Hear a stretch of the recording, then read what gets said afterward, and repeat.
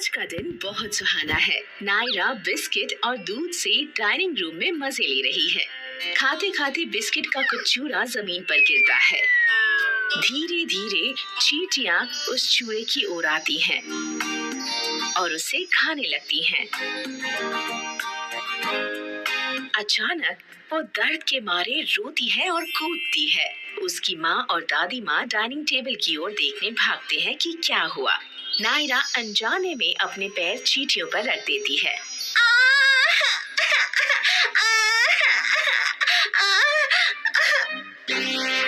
क्या हुआ नायरा, तुम रो क्यों रही हो? मेरे पैर पर मुझे किसी ने काटा, बहुत दर्द हो रहा है। रो मत नायरा, रुको देखती हूँ तुम्हें किसने काटा। ओ नायरा, तुम्हें चींटियों ने काटा है। तुमने बिस्किट नीचे गिराए। चिंता मत करो, तुम ठीक हो जाओगी। ये चींटियां कहाँ से आई और मुझे क्यों काटा? कभी कभी खाने की चीजें जमीन पर गिरती हैं तो चींटियां उसके आसपास जमा होती हैं। जब तक उन्हें खतरा महसूस ना हो, चींटियां कभी किसी पर आक्रमण नहीं करती। वैसे भी मैं फर्श साफ कर देती हूँ ताकि घर में कहीं भी चींटियां ना हो, ठीक है? नायरा, जब तक तुम्हारी माँ सफाई करती है हम बेडरूम में चलते हैं। नायरा और उसकी दादी माँ नायरा के कमरे में जाते हैं। दादी माँ, क्या इन चींटियों के बड़े दांत होते हैं? क्योंकि मुझे अभी भी दर्द हो रहा है। नहीं बेटा, वो काटती नहीं है, वो डंक मारती हैं। वो लाल चींटियां बहुत आक्रामक होती हैं और हमेशा अपने आप को खतरों से बचाने के लिए आक्रमण करती हैं। लाल चींटियां? क्या और भी रंगों की चींटियां होती हैं? हाँ, काली और लाल चींटियां होती हैं। दोनों लाल और काली चींटियां बहुत मेहनती होती हैं। मेहनती? उन्हें कुछ काम भी होता है? हाँ नायरा, वो खाना जमा करने और अपने आप को खतरों से बचाने के लिए मेहनत करती हैं। वाह, चींटियां कितनी छोटी होती हैं, फिर भी उनके बारे में जानना कितना दिलचस्प है। मैं उनके बारे में और जानना चाहती हूँ। वो कैसी दिखती हैं दादी माँ? उनका शरीर 3 हिस्सों में बटा होता है, हेड, थोरैक्स और एब्डोमेन। चींटियों के सिर पर 2 आँखें, 2 एंटीना, मैंडिबल या जबड़ा होता है और उनके 6 पैर होते हैं। 3 तरह की चींटियां होती हैं, रानी चींटी, पुरुष चींटी और मजदूर स्त्री चींटी। चींटियों की मजेदार बात तो ये है कि कुछ चींटियों के पर भी होते हैं। ओह, रानी के पास मुकुट भी है और ये चींटियां रहती कहाँ हैं? नहीं, रानी के पास मुकुट नहीं होता है। चींटियां कीड़े हैं जो बड़ी कॉलोनीज में रहते हैं और उस कॉलोनीज में ढेर सारी चींटियां रहती हैं। ये चींटियां मिट्टी या रेत से एक तरह का पहाड़ बनाते हैं और उसी पर रहते हैं, जिसे एंट हिल कहते हैं। सच में? हाँ।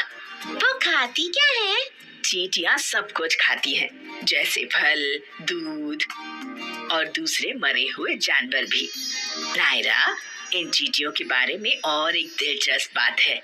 वे अपने वजन से 20 गुना वजन उठाकर ले जा सकती हैं। ये वैसा ही है जैसे तुम एक गाड़ी उठाने की कोशिश कर रही हो। ओह, मैं नील को बताऊंगी कि चींटियां अपने वजन से 20 गुना ज्यादा वजन उठाती हैं। हाँ, नील को बताना इस बारे में।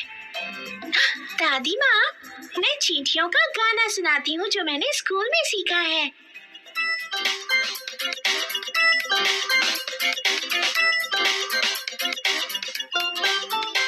The ants go marching one and one, hurrah, hurrah.